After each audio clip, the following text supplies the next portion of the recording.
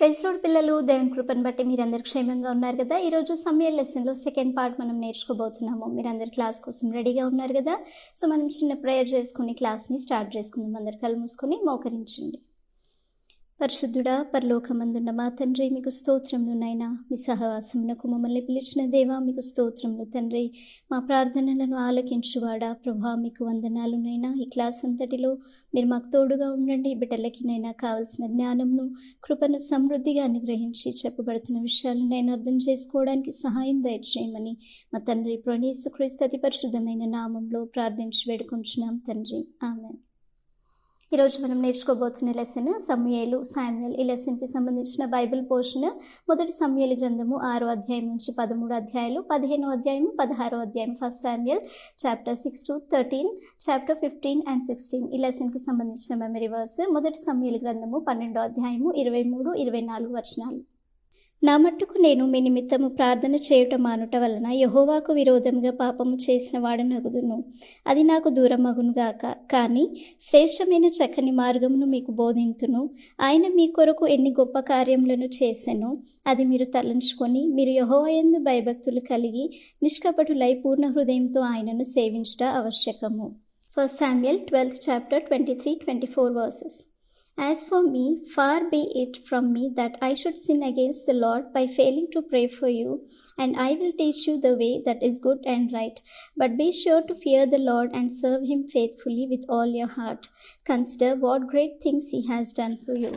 So మనం lesson start చేసుకోవడానికి ముందు లాస్ట్ లెసన్లో మనం ఏం నేర్చుకున్నామో కొన్ని పాయింట్స్ రీకలెక్ట్ చేసుకొని మనము క్లాస్ని స్టార్ట్ చేసుకుందాం. లాస్ట్ లెసన్లో మనం ఏం నేర్చుకున్నాము? హన్నా ప్రార్థన చేసిన సమయంలో దేవుడు ఆమెకు ఒక కుమారుణ్ణి సమూయేల్ని ఆమెకి అనుగ్రహించాడు. అతను పాలు విడిచిన తర్వాత దేవునికి అతడు ప్రతిష్ఠుడుగా ఉంటూ దేవుని మందిరంలో ఏలి ఎదుట అతను యెహోవాకు పరిచర్య చేయవాడిగా ఉండెను. అయితే దేవుడు తన స్వరాన్ని సమూయేలుకి వినిపించి ఏలి కుటుంబం యొక్క దోషంను బట్టి వారి మీదకి రాబో శిక్షను గురించి, ఫ్యూచర్లో జరగబోయే విషయాల గురించి సమూయేలుకు దేవుడు తెలియజేశాడు. ఇంకా అతను ఒక మంచి ప్రవక్తగా కూడా స్థిరపడ్డాడు. అయితే దేవుడు చెప్పిన విధంగానే ఏలి యొక్క కుటుంబం విషయంలో దేవుడు తన తీర్పుని బయలుపరిచాడు. ఫిలిష్తీయులతో జరిగిన యుద్ధంలో ఏలి ఇంకా అతని కుమారులు హోప్ని, ఫిన్హాస్ ఇంకా అతని యొక్క కోడలు కూడా ఒకే దినంలో మరణిస్తారు. ఫిలిష్తీయుల చేతిలో ఇజ్రాయెల్ ఓడిపోతారు. ఇంకా అదే సమయంలో యెహోవా మందసం కూడా పట్టబడుతుంది. ఇంకా యెహోవా యొక్క మహిమ ఇజ్రాయెల్ ప్రజల్లో నుంచి తొలగిపోతుంది. అది లాస్ట్ లెసన్లో మనం నేర్చుకున్నాం కదా. ఇంకా అదే సమయంలో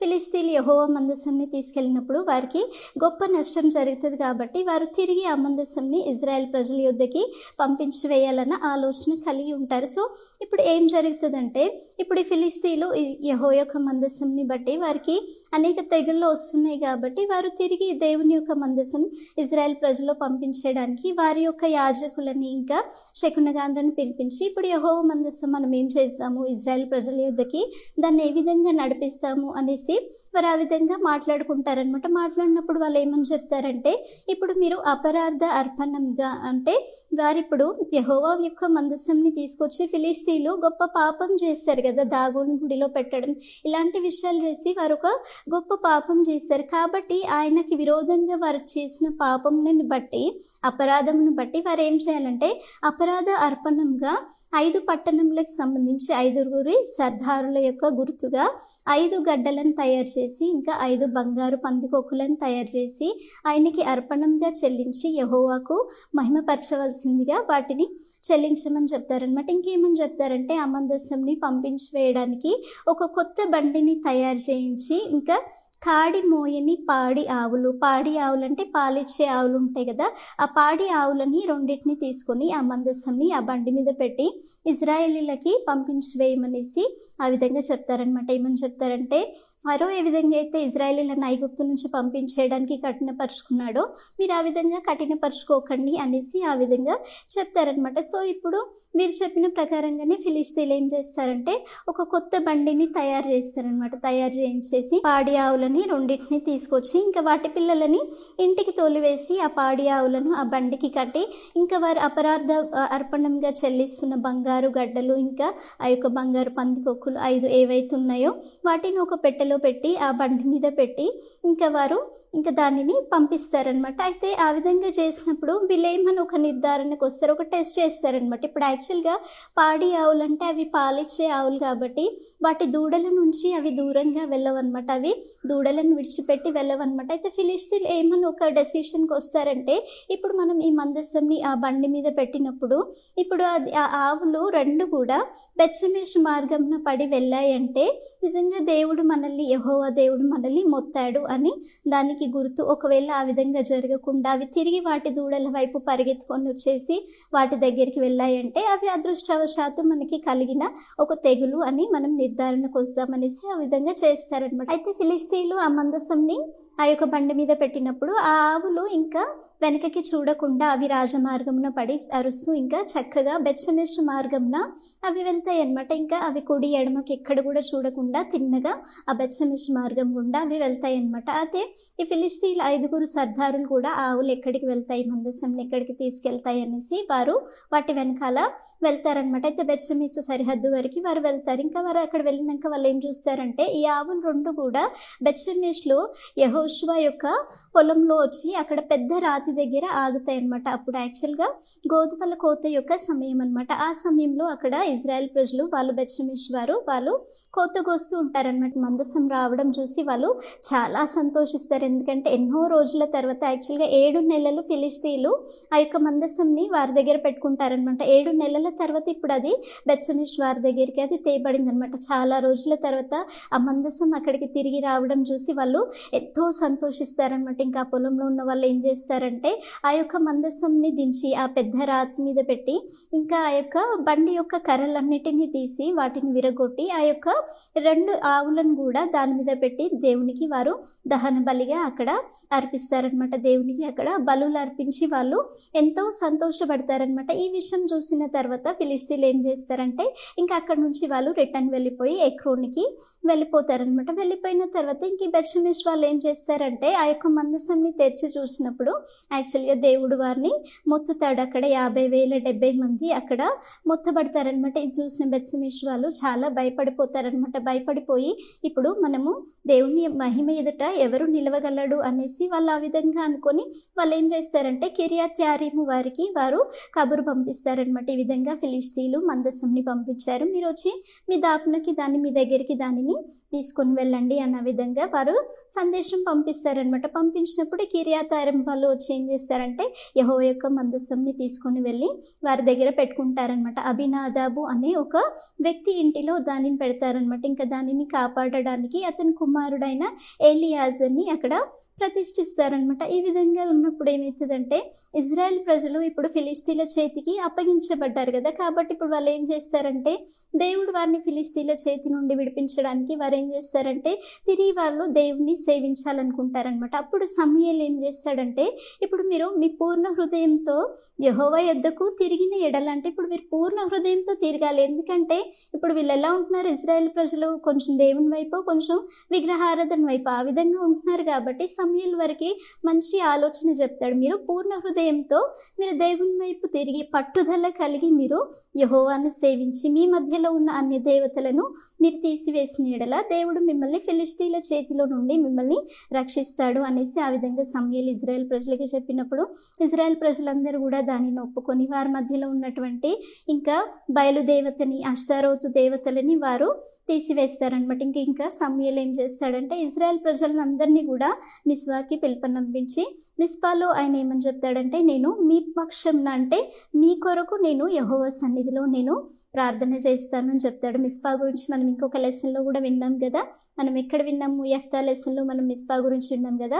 మిస్పాలో ఏం చేశాడు, యెహోవా దేవుని సన్నిధిలో తన సంగతిని అంతటిని కూడా వివరించాడు అని మనం విన్నాం కదా. ఒక డివైన్ ప్లేస్ అని కూడా మనం చదువుకున్నాం. సో ఇక్కడ ఇప్పుడు మిస్పాలో ఇజ్రాయెల్ ప్రజలందరూ కూడా సమూయేలు పిలువనంపించినప్పుడు వారందరూ కూడా వచ్చి యెహోవా సన్నిధిలో వారు ఉపవాసం ఉండి ఇంకా వారు తమ తప్పిదములను తమ పాపములను ఒప్పుకుంటారు. మేము పాపాత్ములము, దేవుని ఎదుట మేము పాపం చేసి ఉన్నాము అన్న విధంగా వారు పశ్చాత్తాప పడతారనమాట. ఇంకా అలా ఉంటున్నప్పుడు ఏం జరుగుతుందంటే ఇక్కడ ఇజ్రాయెల్ ప్రజలు మిస్పాలో కూడుకున్నారనేసి ఫిలిష్తీయులకి తెలిసిపోతుంది అనమాట. వాళ్ళు ఏం చేస్తారంటే ఇప్పుడు ఇజ్రాయెల్ ప్రజలకి విరోధంగా వాళ్ళు యుద్ధం చేయడానికి వాళ్ళు వస్తారనమాట. ఈ విషయం ఇజ్రాయెల్ ప్రజలకి కూడా తెలిసిపోతుంది. కాబట్టి వాళ్ళు అందరు కలిసి సమూయేలు ఎదుట ఏమని చెప్తారంటే ఇప్పుడు ఫిలిష్తీయులు మా మీదకి వస్తున్నారు కాబట్టి ఫిలిష్తీయుల చేతిలో నుండి దేవుడు మమ్మల్ని రక్షించడానికి నువ్వు మా నిమిత్తము ప్రార్థన చేయడం మానవద్దు అనేసి ఆ విధంగా సమూయేలుని వారు వేడుకుంటారనమాట. అప్పుడు సమూయేలు ఏం చేస్తాడంటే పాలు విడవని ఒక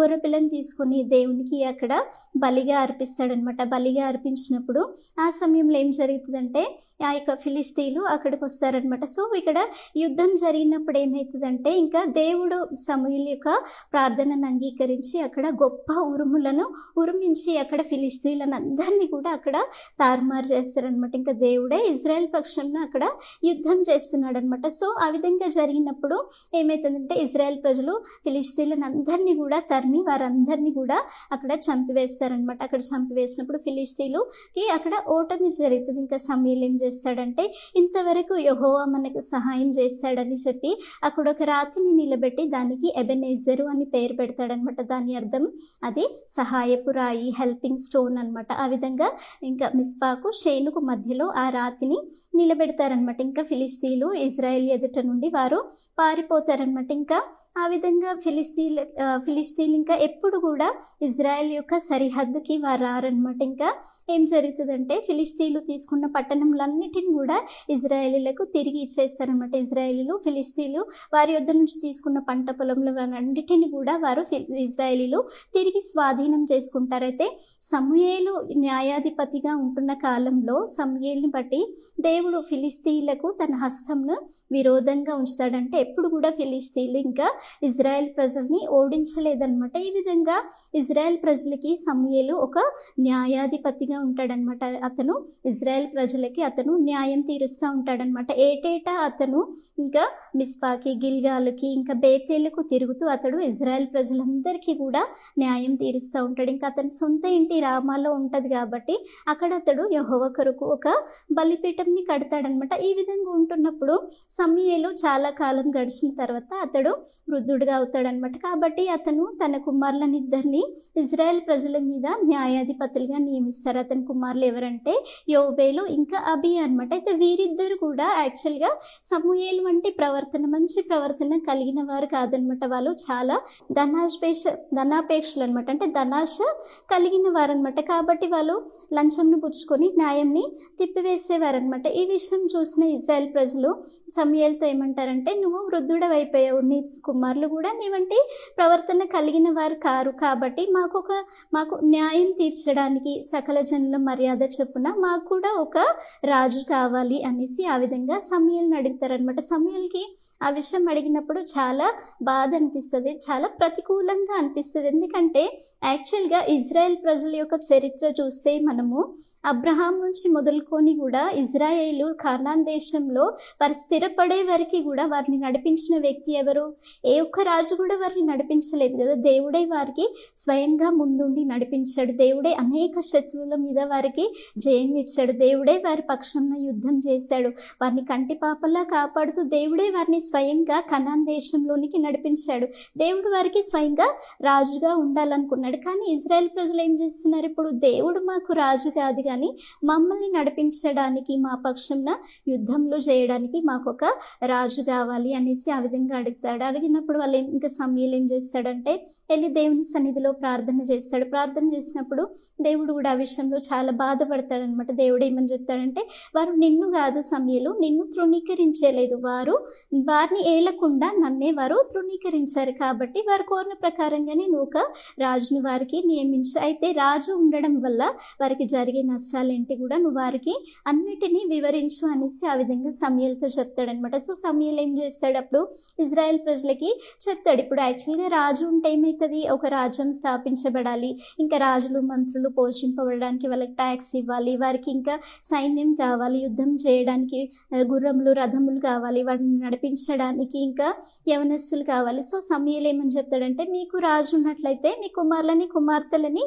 మీకు వారికి దాసులుగా చేసుకుని తీసుకుంటాడు. ఇంకా వారి రథముల ముందు వారిని పరిగెత్తేవారిగా చేస్తాడు, రథములని తోలువాడిగా చేస్తాడు, మీ పంట పొలంలో శ్రేష్టమైన వాటిని అన్నిటినీ తీసుకుంటాడు. ఈ విధంగా రాజుని బట్టి మీకు నష్టమే జరుగుతుంది అని సమూయేలు వారికి వివరిస్తారు. అయినా కూడా వాళ్ళు ఏం చేస్తారంటే, లేదు మాకు రాజు కావాలి, మా పక్షంలో యుద్ధం చేయడానికి, మమ్మల్ని నడిపించడానికి మాకు ఒక రాజు కావాలి అన్నప్పుడు, సరే ఇంకా దేవుడు ఎదుట మళ్ళీ సమూయేలు ప్రార్థన చేసినప్పుడు దేవుడు చెప్తాడు, సరే వారికి ఆ విధంగా నువ్వు చేయి, ఒక రాజుని నియమించు అనేసి ఆ విధంగా చెప్తాడనమాట. సో ఇప్పుడు సమూయేలు యొక్క పని ఏంటి, ఇప్పుడు ఇజ్రాయెల్ ప్రజలకి ఒక రాజును నియమించాలి. సో ఆ రాజు ఎవరు, దేవుడే ఇప్పుడు సమూయేలుకి తెలియజేస్తాడు. అయితే బెన్యామీను గోత్రంలో కీషు అనే ఒక వ్యక్తి ఉన్నాడనమాట. అతడు చాలా ధనవంతుడు అనమాట. అతనికి ఒక కుమారుడు ఉన్నాడు, అతని పేరు సౌలు. అతను చాలా బహు సౌందర్యం కలిగిన యవనస్తుడు అనమాట. ఇజ్రాయెల్ ప్రజలు అతని వంటి సుందరుడు ఎవరూ లేరనమాట. అతని భుజం మొదలుకొని పైకి ఎంతో ఎత్తు కలిగిన వాడనమాట, చాలా సౌందర్యవంతుడు అనమాట. అయితే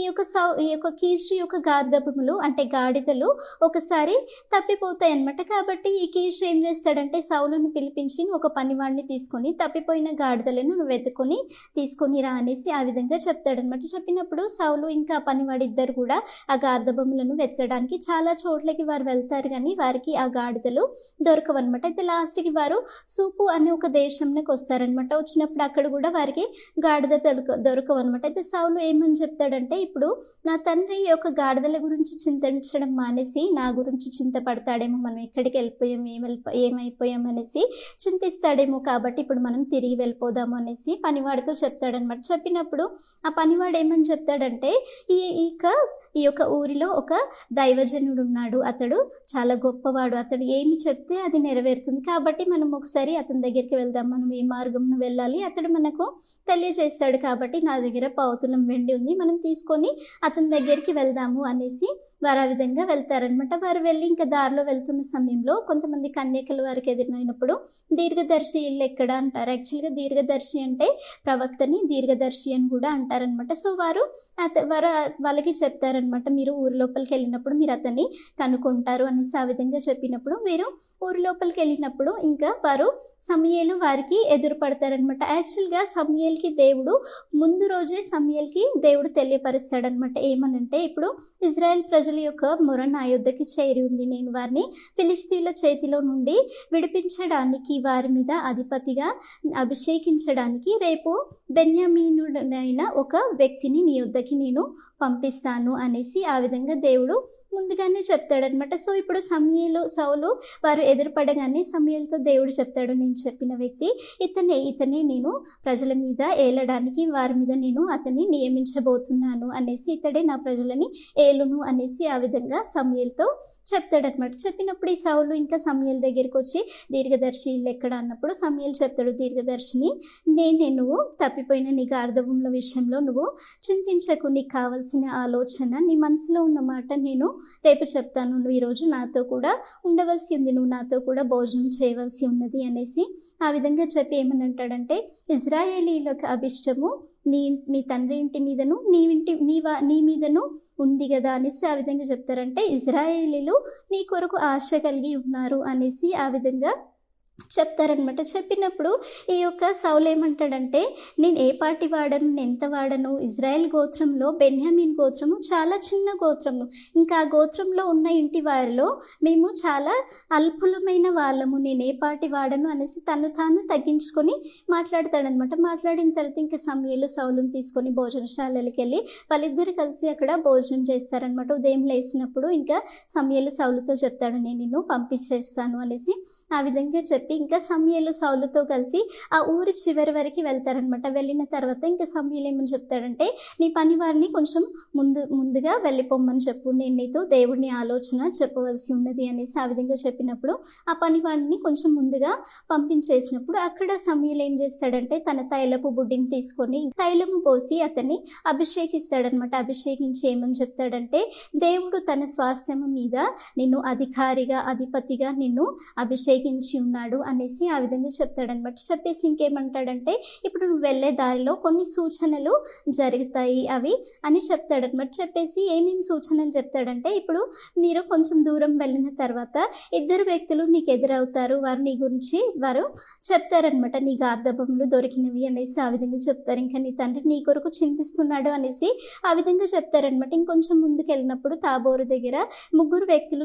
నీకు ఎదురై వారు నీకు 2 రొట్టెలు ఇస్తారు అనేసి చెప్తారు. ఇంకా ఉన్నత స్థలంకి దగ్గరలోకి వెళ్ళినప్పుడు ఒక ప్రవక్తల సమూహము వారు ప్రకటన చేయొచ్చు వారు వస్తారనమాట. వారు వస్తున్న సమయంలో దేవుని ఆత్మ నీ మీదికి బలంగా దిగి వస్తుంది. నువ్వు కూడా వారితో కలిసి ప్రకటన చేస్తావు. ఆ విధంగా ప్రకటన చేస్తున్నప్పుడు కొత్త మనస్సు దేవుడు నీకు ఇస్తాడు అనేసి ఆ విధంగా కొన్ని సూచనలు చెప్తాడనమాట. ఇప్పుడు సౌలు దేవుని యొక్క ఇజ్రాయెల్ ప్రజల మీద అతడు రాజుగా ఉండవలసింది కాబట్టి ఆ పని చేయడానికి దేవుని ఆత్మ అతనికి అవసరమైంది. సో ఆ పని కొరకు దేవుడు ఇప్పుడు సౌలు మీద తన ఆత్మను ఇవ్వబోతున్నాడు అనమాట. సో ఆ విధంగా సమూయేలు చెప్పిన ప్రకారంగానే వారు ప్రయాణమై వెళ్తుంటే ఇంకా సౌలుకి ఆ యొక్క ప్రవక్తల యొక్క సమూహము అతనికి ఎదురవుతుందనమాట. వారు ప్రకటన చేస్తున్నప్పుడు దేవుని యొక్క ఆత్మ బలంగా సౌలు మీదకి దిగి వస్తుంది. ఇంకా సౌలు వారితో కూడా కలిసి ప్రవచిస్తాడనమాట. ప్రవచిస్తున్న సమయంలో అక్కడ వారందరూ అతన్ని గుర్తుపట్టిన వారందరూ కూడా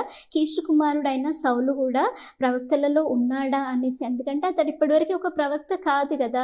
సో ఆ విధంగా అతను ప్రవక్తలలో గుంపులో ఉన్నాడా అనేసి అక్కడ ఒక సామెత పుడుతుందనమాట. ఈ విధంగా జరిగి ఈ సూచనలు నెరవేరిన తర్వాత సౌలు తన ఇంటికి వెళ్ళిపోతాడనమాట. సో ఇప్పుడు అతను పబ్లిక్గా ఇజ్రాయెల్ ప్రజలకి ఒక రాజుగా ఇంకా డిక్లేర్ చేయబడలేదు. సో సమూయేలు ఇప్పుడు ఏం చేస్తాడంటే, ఇజ్రాయెల్ ప్రజలందరినీ కూడా మిస్పాకి పిలువనంపించి, ఇప్పుడు మీరు మీ మీద దేవుడు రాజుగా ఉండకుండా మీరు ఇప్పుడు ఒక రాజుని నియమించమని అడిగారు కాబట్టి మీరు ఇప్పుడు ఒక్కొక్క గోత్రం చొప్పున ఒక్కొక్క కుటుంబం చొప్పున మీరు దేవుని సన్నిధికి రావాల్సి ఉన్నది అనేసి ఆ విధంగా చెప్పినప్పుడు ఇజ్రాయెల్ ప్రజలందరూ కూడా ఒక్కొక్క గోత్రం చొప్పున ఒక్కొక్క కుటుంబం చొప్పున అక్కడ దేవుని సన్నిధికి వస్తారనమాట. అక్కడ చీట్లు వేసినప్పుడు బెన్యామీన్ గోత్రం వస్తుంది. బెన్యామీన్ గోత్రంలో నుంచి కీషు కుటుంబం వస్తుంది. కీషు కుటుంబంలో ఎవరు రాజుగా ఎన్నుకోబడతారంటే సౌలు అని, సౌలు గురించి అక్కడ వస్తుంది అనమాట. సో అప్పుడు వారు సౌలుని వెతికినప్పుడు సౌలు అక్కడ ఉండాడు. అతను సామాన్కి వెళ్ళి అక్కడ దాక్కొని ఉంటాడనమాట. సో దేవుడు ఆ విషయం బయలుపరిచినప్పుడు ప్రజలు వెళ్ళి అతన్ని తీసుకొని వచ్చినప్పుడు ఇంకా సమూయేలు ప్రజల ఎదుట సౌలుని నిలబెట్టి ఇతడు మీకు రాజుగా ఉండబోతున్నాడు అనేసి ఆ విధంగా చెప్పినప్పుడు ఇజ్రాయెల్ ప్రజలు సంతోషంతో బొబ్బలు పెట్టి రాజు చిరంజీవి అగునుగాక అనేసి ఆ విధంగా వారు చేస్తారనమాట. ఇంకా అది జరిగిన తర్వాత ఇంకా సమూయేలు ఏం చేస్తాడంటే రాజ పరిపాలన పద్ధతిని రాసి ఒక గ్రంథంని రాసి దేవుని సన్నిధిలో అది పెట్టి ఇంకా ఇజ్రాయెల్ ప్రజలందరినీ కూడా వారింటికి పంపించి వేస్తాడు. ఇంకా సౌలు కూడా గిబియాకి వెళ్ళిపోతాడు. అయితే దేవుని ఆత్మచేత ప్రేరేపింపబడిన ఇంతమంది శూరులు అయితే ఉంటారో వారు సౌలు వెంట వెళ్తారు. ఎందుకంటే ఇప్పుడు అతను రాజుగా అభిషేకింపబడవలసి ఉంది కదా. సో ఏం జరుగుతుందంటే అమాలేకీల రాజైన నాహాషు మీద సౌలు యుద్ధం చేసి సౌలు నాహాషుని ఓడించిన తర్వాత అప్పుడు సమూయేలు ఇజ్రాయెల్ ప్రజలందరి ఎదుట ఇంకా గిల్గాలులో ఇప్పుడు ఇజ్రాయేలీయుల ఎదుట సౌలుని అతడు రాజుగా పట్టాభిషేకం చేస్తాడనమాట. ఇక్కడ పబ్లిక్గా అతడు ఒక రాజుగా డిక్లేర్ చేయబడతారనమాట. ఇంకా రాజ్య పరిపాలన పద్ధతిని కూడా తిరిగి వారు నూతనంగా వారి మధ్యలో స్థాపిస్తారనమాట. ఆ విధంగా అతడు సౌలుని అక్కడ ఇజ్రాయెల్ ప్రజల ఎదుట రాజుగా ప్రకటన చేసి పట్టాభిషేకం చేసిన తర్వాత సౌలు ఇంకా ఇజ్రాయెల్ ప్రజలు కూడా చాలా సంతోషిస్తారనమాట. ఈ విధంగా జరిగిన తర్వాత అప్పుడు సమూయేలు ఏమని చెప్తాడంటే ఆ ప్రజలందరి ఎదుట ఏమని చెప్తాడంటే, ఇప్పటివరకు నేను మీ కార్యాలని చూశాను, ఇక మీదట మీ రాజే మీ కార్యాలను చూస్తాడు. నేను వృద్ధుడని అయిపోయాను, తల నెరిసిన వాడని అయిపోయాను, నా కుమారులు కూడా మీ ఎదుట ఉన్నారు. ఇప్పుడు నేను బాల్యం నుండి మొదలుకొని నేటి వరకు కూడా నేను మీ కార్యములు చూస్తూ వస్తున్నాను. చూసారా సమూయేలు ఏ విధంగా దేవుని కొరకు అతడు పరిచర్య చేశాడు. సమూయేలు చిన్న వయసు నుండి మొదలుకొని స్వయంగా ఇక్కడ సమూయేలే తన గురించి సాక్ష్యం చెప్తున్నాడు. బాల్యము మొదలుకొని నేటి వరకు కూడా, అంటే తను వృద్ధుడైపోయే వరకు కూడా ఇజ్రాయేలీల కార్యంలో అతను చూస్తూ వస్తున్నాడు. నేను మీ ఎదుట ఒక ఎద్దుని కానీ ఒక గాడిదని కానీ నేను తీసుకోలేదు, మీకు ఎప్పుడు కూడా అన్యాయం చేయలేదు, నేను మీ ఎదుట లంచం పుచ్చుకోలేదు. ఒకవేళ నేను ఆ విధంగా చేసినట్టు ఏమైనా ఉంటే ఇప్పుడు మీరు ప్రజలందరి ఎదుట, ఇప్పుడు దేవుడు అభిషేకించిన రాజు ఎదుట మీరు నా మీద సాక్ష్యం చెప్పవచ్చు అన్నప్పుడు ఇజ్రాయెల్ ప్రజలందరూ కూడా అక్కడ ఒప్పుకుంటారు, నువ్వు మాకు ఏ అన్యాయం చేయలేదు, నువ్వు మా యొద్ద నుండి ఏది కూడా తీసుకోలేదు, అందుకు మేము సాక్షులము అనేసి ఆ విధంగా చెప్తారనమాట. చెప్పిన తర్వాత ఇప్పుడు సమూయేలు ఏమని చెప్తాడంటే, యెహోవా చేసిన నీతి కార్యములన్నిటిని దేవుడు ఇజ్రాయేల్ ప్రజల్ని మోషే అహరోన్ ద్వారా ఐగుప్తు దేశం నుంచి విడిపించాడు. ఆయన చేసిన నీతి కార్యములను బట్టి నేను మీ ఎదుట వాదించవలసి ఉన్నది, కాబట్టి మీరు ఇక్కడ నిలవండి అనేసి ఆ విధంగా చెప్పి ఏమని చెప్తాడంటే, ఇప్పుడు దేవుడు ఇజ్రాయెల్ ప్రజలని, మీ పితరులని ఐగుప్తు దేశం నుంచి విడిపించిన తర్వాత వారు ఏం చేశారు? దేవుణ్ణి విసర్జించి అన్ని దేవతల వైపు తిప్పారు. అప్పుడు ఆయన శత్రువుల చేతికి వారిని అప్పగించాడు. అప్పుడు ఇజ్రాయెల్ ప్రజలు, అవును మేము బయలు దేవతలను, అష్టారోతు దేవతలను పూజించి పాపం చేశాము, మమ్మల్ని శత్రువుల నుంచి విడిపించు అనేసి వారు మొరపెట్టారు. మొరపెట్టినప్పుడు దేవుడు యెఫ్తాను, గిద్యోన్ని, ఇంకా బేదాన్ని పంపించి, సమూయేల్ని పంపించి ఇజ్రాయెల్ ప్రజల్ని విడిపించారు. వారు ఇప్పుడు నిర్భయంగా వారు ఉంటున్నారు. అయితే నాహాషు కూడా వచ్చిన సమయంలో యెహోవా మీకు రాజు అయినప్పటికీ కూడా ఆయన కాదు, మాకు ఒక రాజు కావాలని మీరు అడిగారు, కాబట్టి మీరు కోరి ఏర్పరచుకున్న రాజు ఇతడే సౌలు, కాబట్టి ఇతడిని మీ మీద దేవుడు రాజుగా నియమించాడు. కాబట్టి ఇప్పుడు దేవుడు మిమ్మల్ని క్షేమంగా చూసుకోవాలంటే మీరందరూ కూడా యెహోవాకి ఆయన మాట విని, ఆయన యందు భయభక్తులు కలిగి, ఆయనని సేవించి, ఆయనని ఆజ్ఞని అతిక్రమించకుండా ఉంటే మీకు క్షేమం కలుగుతుంది. లేకపోతే రాజుకు మీకు కూడా కీడు కలుగుతుంది. అసలుగా మీరు దేవుణ్ణి ఒక రాజుని అడిగి గొప్ప కీడుని మీరు చేశారు, కాబట్టి దానిని మీరు తెలుసుకోవడానికి ఇప్పుడు మీ మీద ఉరుముల వర్షం కురిపించమని నేను దేవుణ్ణి వేడుకుంటాను అనేసి సమూయేలు ఆ విధంగా ప్రార్థన చేసినప్పుడు ఇజ్రాయెల్ ప్రజలందరి మీద ఉరుముల వర్షం కురుస్తుంది అనమాట. అది చూసి వాళ్ళు చాలా భయపడిపోతారు సమూయేలుకి, ఇంకా దేవునికి వారు భయపడిపోయి, అవును మేము చేసిన పాపములు అంటే అన్నిటికంటే కూడా రాజుని అడగడంలో చాలా గొప్ప కీడు చేశాము, దయచేసి దేవుడు మమ్మల్ని హతం చేయకుండా నువ్వు మా కొరకు ప్రార్థన చేయమన్నప్పుడు ఇంకా సమూయేలు ప్రార్థన చేసినప్పుడు ఆ ఉరుముల వర్షం ఆగిపోతుంది. ఇంకా సమూయేలు ఏమని చెప్తాడంటే, అవును మీరు కీడే చేసి ఉన్నారు, కానీ ఇప్పటికైనా మీరు దేవుణ్ణి తిరస్కరించకుండా మీ పూర్ణ హృదయంతో ఆయనని వెంబడించండి, ఆయన మిమ్మల్ని స్వాస్థ్యంగా తన కొరకు జనాంగంగా ఉంచుకోవాలని ఆయన ఆశపడుతున్నాడు అనేసి ఆ విధంగా చెప్తాడనమాట. చెప్పి ఏమని చెప్తాడంటే, ఒక శ్రేష్టమైన విషయాన్ని నేను మీకు బోధిస్తాను, అదేంటంటే యెహోవా కార్యములన్నిటినీ కూడా మీరు తలంచుకొని ఆయన యందు మీరు భయభక్తులు కలిగి పూర్ణ హృదయంతో మీరు ఆయన్ని అనుసరించడం చాలా ఆవశ్యకం. మనం ఇందాక మెంబర్ వర్స్లో విన్నాం కదా, అదే విషయం అక్కడ చెప్తాడనమాట. ఒక విధంగా మీరు చేయకపోతే, మీరు కీడు చేసిన వారైతే మీరు ఇంకా మీ రాజు కూడా నాశనం అవుతారు అనేసి ఆ విధంగా సమూయేలు దేవుని యొక్క ఆలోచనని చెప్పి దేవుడు ఇంకా సమూయేలు అక్కడ ఇజ్రాయెల్ ప్రజలకి ఒక రాజుని అక్కడ సౌలుని అక్కడ నియమిస్తాడనమాట. అయితే సౌలు ఇప్పుడు ఇజ్రాయెల్ ప్రజల్ని పరిపాలించడం స్టార్ట్ చేసినప్పుడు అతని వయసు 30 సంవత్సరాలు అనమాట. 2 సంవత్సరాలు కూడా అతను చాలా మంచిగా పరిపాలిస్తాడనమాట. తర్వాత అతడు ఒక గర్విష్ఠుడిగా మారిపోయి దేవుని ఆజ్ఞకి విరోధంగా అతడు జీవించడం ప్రారంభిస్తాడనమాట. 2 విషయాలలో, 2 ఇన్సిడెంట్లో మనం అతను ఏ విధంగా దేవుని ఆజ్ఞని తృణీకరించాడో మనం చూడొచ్చు అనమాట. ఒకసారి ఏం జరుగుతుందంటే, ఫిలిష్తీయులు ఇంకా ఇజ్రాయేలీలు యుద్ధం కోసం సిద్ధమైనప్పుడు ఇంకా సమూయేలు ఏమని చెప్తాడంటే, 7 దినములు ఆగి నేను వచ్చి నేను బలి అర్పణ చేస్తాను అనేసి ఆ విధంగా చెప్తాడనమాట. 7 దినములు గడిచిన తర్వాత సమూయేలు రావడం చాలా ఆలస్యం అయిపోతుంది. అప్పుడు ప్రజలు కూడా ఇటటు చెదిరిపోతుంటారనమాట. ఇంక ఇప్పుడు సౌలు భయపడి ఏం చేస్తాడంటే, శత్రువులు మా మీదకి వచ్చేస్తారేమో, సమూయేలు రావడం చాలా ఆలస్యం అయిపోయింది అనుకొని అతను ఏం చేస్తాడంటే, సమూయేలు చేయవలసిన బలి అర్పణ ఏదైతుందో ఇతడు స్వయంగా ఆ యొక్క దహన బలులు అర్పిస్తాడనమాట. ఈ విధంగా దేవునికి విరోధంగా అతను అక్కడ పాపం చేస్తాడనమాట. ఎందుకంటే దేవుని ఆజ్ఞ ప్రకారంగా, దేవుని నియమం ప్రకారంగా ఒక యాజకుడే బలి అర్పణ జరిగించాలి. ఇప్పుడు సమూయేలు ఒక యాజకుడిగా ఉన్నాడు, అతను బలి అర్పణ చేయవలసిన పని అతనిది అనమాట. కానీ ఇక్కడ సౌలు ఏం చేశాడు, అతను ఒక రాజయ్య ఉండి ఒక యాజకుడు చేయవలసిన పని అతడు చేశాడంటే దేవునికి విరోధంగా అతను పాపం చేశాడనమాట. ఈ విషయం తెలిసిన తర్వాత సమూయేలు ఏమని చెప్తాడంటే, నువ్వు చాలా అవివేకమైన పని చేశావు, దేవుడు రాజ్యంను నీకు స్థిరపరచాలనుకున్నాడు, కానీ నువ్వు చేసిన పనిని బట్టి దేవుడు ఇప్పుడు రాజ్యం నీ ఎదుట నుండి తీసివేస్తాడు, నీ యొద్ద నుండి తీసివేస్తాడు. దేవుడు తన చిత్తానుసారమైన ఒక మనుషుని కనుగొన్నాడు ఇజ్రాయెల్ ప్రజల మీద, దేవుడు అతన్ని అధిపతిగా నియమించబోతున్నాడు అనేసి అక్కడ తెలియపరుస్తాడు అనమాట. ఇంకొక రెండవ ఇన్సిడెంట్లో ఏం చేస్తాడంటే, దేవుడు సమూయేలుతో మాట్లాడతాడనమాట. ఏమనంటే, అమాలేకీయులని వారిని పూర్తిగా బొత్తిగా నిర్మూలం చేయమని సౌలుతో చెప్పమనేసి చెప్తాడనమాట. ఎందుకంటే ఈ అమాలేకీయులు ఏం చేస్తారో అది నాకు జ్ఞాపకం ఉంది అని దేవుడు చెప్తాడనమాట. అమాలేకీల గురించి మనం విన్నాం కదా. ఫస్ట్ ఆఫ్ ఆల్ ఇజ్రాయెల్ ప్రజలు ఐగుప్తు నుంచి వచ్చిన తర్వాత ఫస్ట్ యుద్ధం ఇజ్రాయెల్ ప్రజలకి ఎవరితో జరిగింది? రెఫీదీంలో అమాలేకులతో యుద్ధం జరిగింది. అప్పుడు మోషే చేతులు ఎత్తినప్పుడు వారికి విజయం దొరికింది. సో ఫస్ట్ ఇజ్రాయెల్ ప్రజల్ని అడ్డగించిన వారెవరు? అమాలేకీలు. వారికి ఇంకా ఇజ్రాయెల్ ప్రజలకి తరతరం యుద్ధం ఉంటుందనేసి దేవుడు చెప్పాడు. సో ఈ విషయం జ్ఞాపకం చేసుకుని దేవుడు చెప్తాడనమాట. కాబట్టి సౌలుతో నువ్వు చెప్పు, పురుషులనేమి, స్త్రీలనేమి, వంటలనేమి, గాడిదలనేమి అన్నిటిని కూడా ఏవి లేకుండా బొత్తిగా నిర్మూలం చేయమనేసి నువ్వు సౌలుకి చెప్పమన్నప్పుడు సమూయేలు సౌలుతో చెప్తాడు. ఇంకా సౌలు అమాలేకీల మీద యుద్ధం చేసి అతను ఏం చెప్తాడంటే దేవుని ఆజ్ఞ ప్రకారంగా అతడు చేయడు. చాలామంది పురుషులను అందరినీ చంపేస్తాడు. కానీ అక్కడ ఏం చేస్తాడంటే రాజైన అగగుని చంపకుండా అతడు ప్రాణంతోనే తీసుకొని వస్తాడు. ఇంకేం చేస్తాడంటే పశువుల మందలలో క్రొవ్విన ఎడ్లని, గొర్రెలని, గొర్రెపిల్లలన్నిటిని కూడా వాటిని కడగా ఉంచుతాడంటే పక్కకు పెడతాడు. ఇంకా నీచమైన వాటిని, ఇంకా బలహీనమైన వాటిని అన్నిటిని కూడా అతడు నాశనం చేస్తాడు. కానీ దేవుడు చెప్పింది ఏంటి? పూర్తిగా ఏది కూడా బలిష్టమైనవైనా ఇంకా నీచమైన ఏవైనప్పటికీ కూడా వాటిని చంపేయాలి, బొత్తిగా నిర్మూలం అంటే కంప్లీట్ డిస్ట్రక్షన్, అలా పూర్తిగా నాశనం చేయాలి. కానీ సౌలు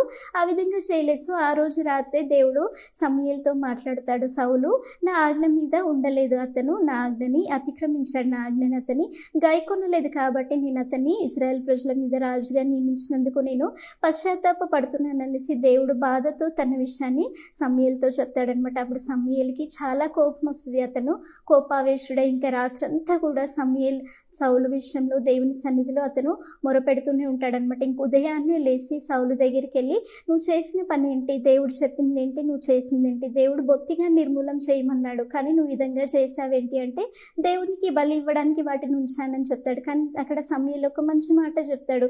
ఆజ్ఞని గైకొనకుండా బలులు అర్పించడం అది శ్రేష్టం కాదు, అంతే మంచి విషయం కాదు. కాబట్టి నువ్వు దేవుని ఆజ్ఞని అతిక్రమించావు కాబట్టి దేవుడు నిన్ను ఇజ్రాయెల్ ప్రజల మీద రాజుగా ఉండకుండా నిన్ను విసర్జించేశాడు అని అక్కడ దేవుని యొక్క ఆ యొక్క ప్రణాళికను అక్కడ తెలియజేస్తాడనమాట. తెలియజేసి ఇంకేం చేస్తాడంటే ఇంకా రాజైన అగగుని తన యొద్దకు తెప్పించమని చెప్పినప్పుడు రాజైన అగగు అతడు చాలా సంతోషంతో వస్తాడు. ఎందుకంటే ఇప్పుడు సౌలు అతన్ని చంపలేదు కదా, అసలు చంపలేదు కాబట్టి శ్రమదినం నాకు దాటిపోయిందని ఎంతో గొప్ప సంతోషంతో అక్కడ సమూయేలు ఎదుట వచ్చి నిలబడతాడు. కానీ అక్కడ సమూయేలు ఏం చేస్తాడంటే దేవుని సన్నిధిలో అతన్ని తునాతునకలుగా అక్కడ నరికివేస్తాడనమాట. నరికివేసి ఇంకా సమూయేలు చాలా బాధతో ఇంకా అక్కడి నుండి వెళ్ళిపోతాడు. బ్రతికిన దినములన్నీ కూడా సమూయేలు ఎప్పుడు కూడా సౌలు దగ్గరికి వెళ్ళడు. ఇంకా అతన్ని రాజుగా అభిషేకించినందుకు దేవుడు కూడా చాలా బాధపడుతూ ఉంటాడనమాట. ఇంకా కొన్ని దినములైన తర్వాత ఇంకా సమూయేలుకి దేవుడు ప్రత్యక్షమై ఏమని చెప్తాడంటే ఇజ్రాయెల్ ప్రజల మీద రాజుగా ఉండకుండా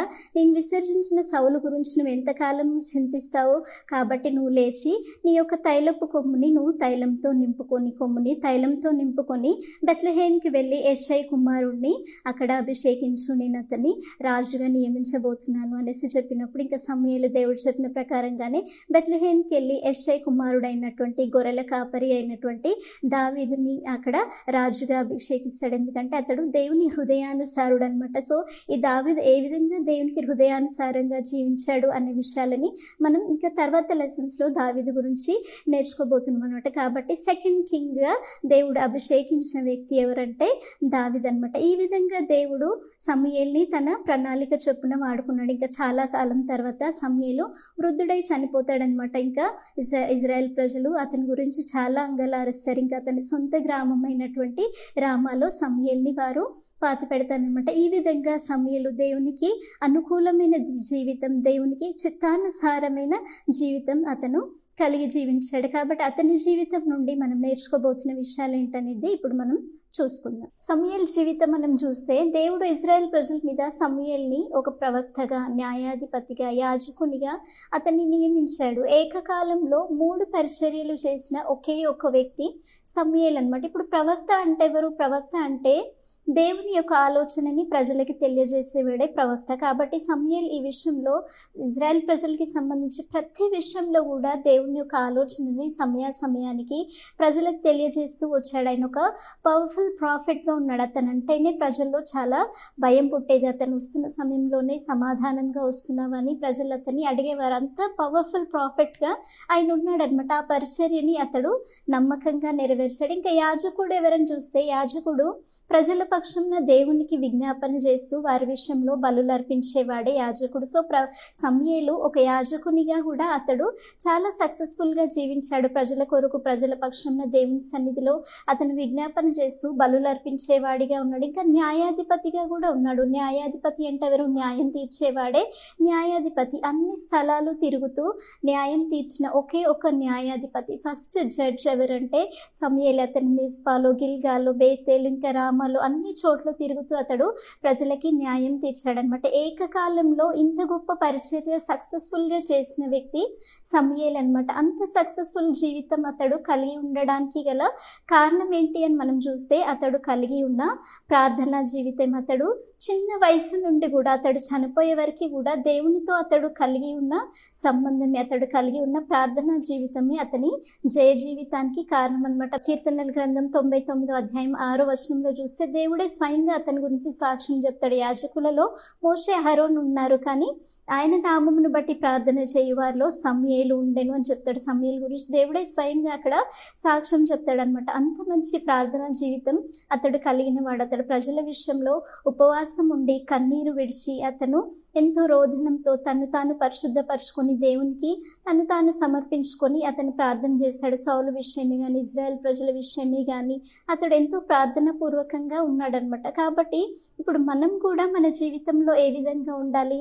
మనం కూడా ఒక మంచి ప్రార్థనా జీవితం కలిగి ఉండాలి. ఇప్పుడు సమూయేలు అంత సక్సెస్ఫుల్గా ఉన్నాడు. అతడు బాల్యం నుండి కూడా మరణం వరకు అతడు దేవుని కొరకు నమ్మకంగా జీవించాడు. ఎవరు కూడా అతని మీద ఒక నింద మోపడానికి కూడా, ఒక నేరం మోపడానికి కూడా అతనిలో ఎటువంటి లోపాలు కనుగొనలేదు. ఒక పర్ఫెక్ట్ పర్సన్గా అతడు జీవించాడు. ఇంకా అతడు ఎప్పుడు కూడా తన స్వార్థం గురించి ఆలోచించలేదు. కానీ అతను బ్రతికినంత కాలం కూడా తన తల్లి అయిన హన్నా చెప్పినట్టుగానే అతడు దేవునికి ప్రతిష్ఠుడుగా తన జీవిత కాలం అంతా కూడా దేవుని మహిమ కొరకు అతడు జీవించాడు. కాబట్టి మనం కూడా అలాగే సమూయేలు వలె మంచి ప్రార్థనా జీవితం కలిగి ఉండాలి. ప్రార్థన అంటే ఏంటి? ఫస్ట్ ఆఫ్ ఆల్ ప్రార్థన అంటే దేవునితో మాట్లాడడమే ప్రార్థన. అయితే మనం ఎందుకు ప్రార్థన చేయాలి? మనం ఎందుకు దేవునితో మాట్లాడాలి?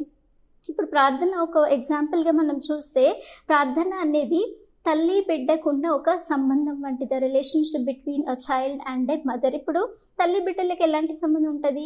తన బిడ్డ ఏ సమస్య వచ్చినా తల్లి దగ్గర చెప్తుంది, ఏ అవసరం వచ్చినా తల్లి దగ్గర చెప్తుంది, ఎలాంటి ప్రాబ్లం వచ్చినా తల్లి దగ్గర చెప్తుంది. ఇప్పుడు మనం కూడా, ఇప్పుడు తల్లిదండ్రులు ఏంటి? మన శరీర సంబంధమైన అవసరతలు, మన సమస్యలు వారు తీరుస్తారు. ఇప్పుడు ఆత్మ సంబంధమైన తండ్రి మనకి ఎవరు? మన దేవుడైన యేసుక్రీస్తు. కాబట్టి ఆత్మ సంబంధంగా ఉన్న మన సమస్యలని మనం ఎవరితో చెప్పుకోవాలి? వాటిని పరిష్కరించే తండ్రి అయిన దేవునికే మనం చెప్పుకోవాలి కదా. మనకి ఆత్మీయ జీవితంలో వస్తున్న సమస్యలే కానీ, శోధనలే కానీ, బలహీనతలే కానీ, ఒక పాప సంబంధమైన విషయాలే కానీ వాటిపైన మనం జయం పొందుకోవాలంటే మనం ఎవరి దగ్గర చెప్పుకోవాలి?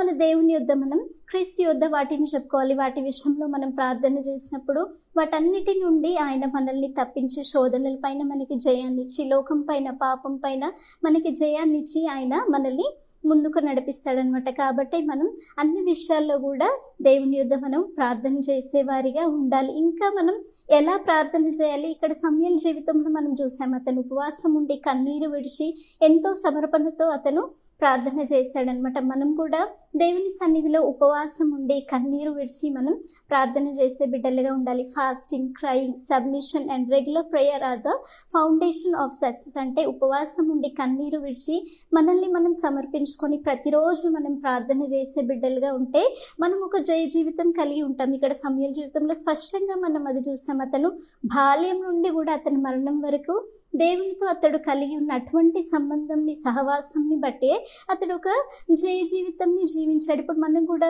డైలీ లైఫ్లో ఎన్నో శోధనలు, ఎన్నో పాపాలు, ఎన్నో సమస్యలు మనకి ఎదురవుతాయి. కొన్ని సమస్యలు మన తల్లిదండ్రులు కూడా పరిష్కరించలేరు. అలాంటప్పుడు దేవుని సన్నిధిలో వాటిని చెప్పుకున్నప్పుడు ఏమవుతుంది? దేవుడు వాటి నుండి మనల్ని విడిపిస్తాడు, వాటిపైన జయాన్ని మనకి ఇస్తాడు. మనకి ఒక సక్సెస్ఫుల్ స్పిరిచువల్ లైఫ్ని దేవుడు మనకి ఇస్తాడనమాట. కాబట్టి ఇంకా మనం ఎవరి గురించి ప్రార్థన చేయాలి, ఎలా మనం ప్రార్థన చేయాలి?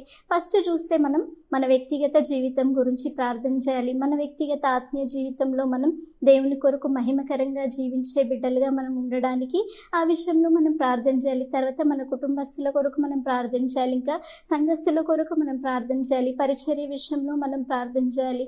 ఇంకా ఇక్కడ సమూయేలు చెప్తున్నాడు కదా, నేను మీ నిమిత్తం ప్రార్థన చేయని వాడనైతే నేను పాపం చేసిన వాడని అవుతాను అనేసి మనం మెమరీ వర్స్లో చదివాం కదా. కాబట్టి మనం ఇతరుల కొరకు మనం ప్రార్థన చేయని వారిగా ఉంటే మనం ఏ విధంగా ఉంటామంట, మనం పాపం చేసిన వారిగా ఉంటాం. కాబట్టి మనం ప్రతి ఒక్కరి కొరకు మనం ప్రతిదినం ప్రార్థన చేసేవారిగా ఉండాలి. ప్రార్థన అనేది దేవుడిచ్చిన ఆజ్ఞ. అది ప్రతిరోజు మనం ప్రార్థించాలి. ఎడతెగక అంటే కంటిన్యూస్గా మనం ప్రేయర్ చేసేవారిగా ఉండాలి. ఇంకా శోధనలో ప్రవేశించకుండా మనం ప్రార్థించేవారిగా ఉండేవారిగా ఉండాలి. ఇంకా మెలకువగా ఉండి మనం ప్రార్థించేవారిగా ఉండాలి.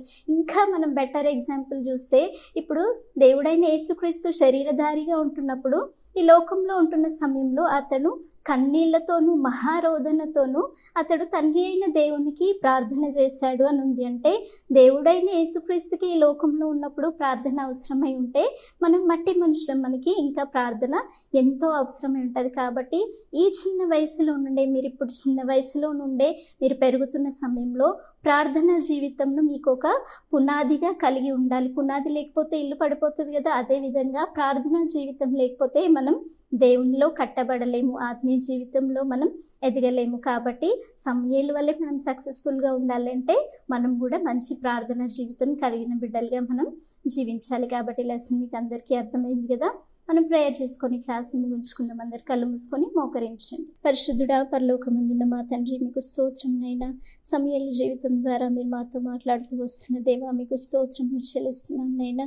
అవును ప్రభా, సమూయేలు చిన్న వయసులో నుండి ప్రభా మరణం వరకు కూడా మీ కొరకు నమ్మకంగా నైనా అతడు జీవించి ఉన్నాడు ప్రభా. మీరు కూడా నైనా మాకు ఇచ్చిన విలువైన జీవితంలో ప్రభా మీ కొరకు నమ్మకస్తులుగా జీవించడానికి అతడు ఏ విధంగా అయితే ప్రభా మీతోనైనా మంచి సంబంధంలో సహవాసంను కలిగి జయ జీవితం జీవించి ఉన్నాడో ప్రభా, మేము ప్రతిదినం మీతో మాట్లాడుతూ మీ ఆలోచనను పొందుకుంటూ ప్రభా నైనా ప్రతి శోధన నుండి తప్పించబడుతూ ప్రభా పరిశుద్ధమైన జయ జీవితం కలిగి జీవించడానికి మీరే మాకు సహాయం దయచేయమని మా తండ్రి యేసుక్రీస్తు పరిశుద్ధమైన నామంలో ప్రార్థించి వేడుకొంచున్నాం తండ్రి. ఆమేన్.